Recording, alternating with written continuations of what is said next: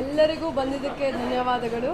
ಇವತ್ತು ನಮ್ಮ ಗೌರಿ ಚಿತ್ರದ ಮೊದಲನೇ ಸಿಂಗಲ್ ಟೈಮ್ ಬರುತ್ತೆ ಅಂತ ಚಂದನ್ ಶೆಟ್ಟಿ ಅವರು ಹಾಡಿರೋದು, ಹಾಗೆ ವಿಜಯ್ ಅವರು ಸಂಗೀತ ವಿಜಯ್ ಈಶ್ವರ್ ಅವರು ಸಾಹಿತ್ಯ ಬರೆದಿರೋದು.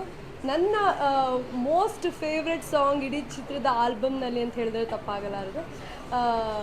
ನನಗೆ ಸರ್ ಬಗ್ಗೆ ಯಾವಾಗಲೂ ಹೇಳ್ತಾ ಇರ್ತೀನಿ. ಸರ್ ಚಿತ್ರದ ಐಶ್ವರ್ಯ ಚಿತ್ರದ ಹುಡುಗಿ ಹುಡುಗಿ ಸಾಂಗ್ ನನ್ನ ಮೋಸ್ಟ್ ಫೇವ್ರೆಟ್.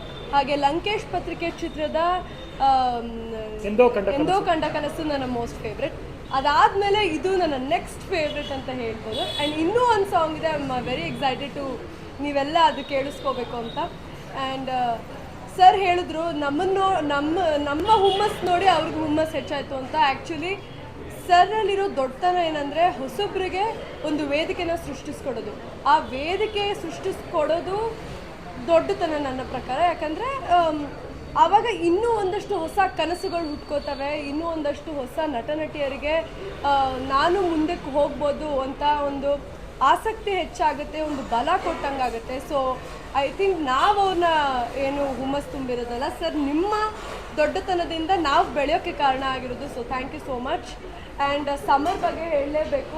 ಇವತ್ತು ಟೈಮ್ ಬರುತ್ತೆ ಸಾಂಗ್ನಲ್ಲಿ ಅದ್ಭುತವಾಗಿ ಡ್ಯಾನ್ಸ್ ಮಾಡಿದರೆ, ಅದ್ಭುತವಾಗಿ ಕಾಣಿಸ್ತಾರೆ.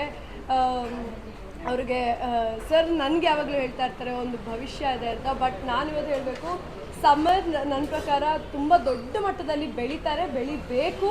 That is my very high expectation on you.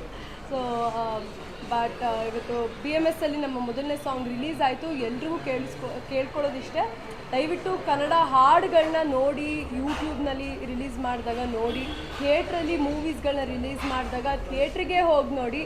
OTTಗೆ ಬರೋರ್ಗೂ ಯಾವತ್ತೂ ಕಾಯಬೇಡಿ. ಥಿಯೇಟ್ರಿಗೆ ಅಂತ ಮಾಡಿರೋ ಸಿನಿಮಾಗಳನ್ನ ಥಿಯೇಟ್ರಲ್ಲೇ ದುಡ್ಡು ಕೊಟ್ಟು ನೋಡಬೇಕು ಅಂತ ಕೇಳ್ಕೊತೀನಿ. ಹೀಗೆ ನಮ್ಮ ಗೌರಿ ಚಿತ್ರ ಇನ್ನೇನು ಕೆಲವೇ ತಿಂಗಳುಗಳಲ್ಲಿ ಅಥವಾ ಸರ್ ಇನ್ನೇನು ಅನೌನ್ಸ್ ಮಾಡ್ತಾರೆ ಡೇಟ್ನ, ಈ ಶೀಘ್ರದಲ್ಲಿ ರಿಲೀಸ್ ಆಗುತ್ತೆ. ದಯವಿಟ್ಟು ಟಿಕೆಟ್ ತೊಗೊಂಡು ಚಿತ್ರಮಂದಿರಗಳಲ್ಲೇ ನೋಡಿ ಅಂತ ನನ್ನ ಆಸೆನ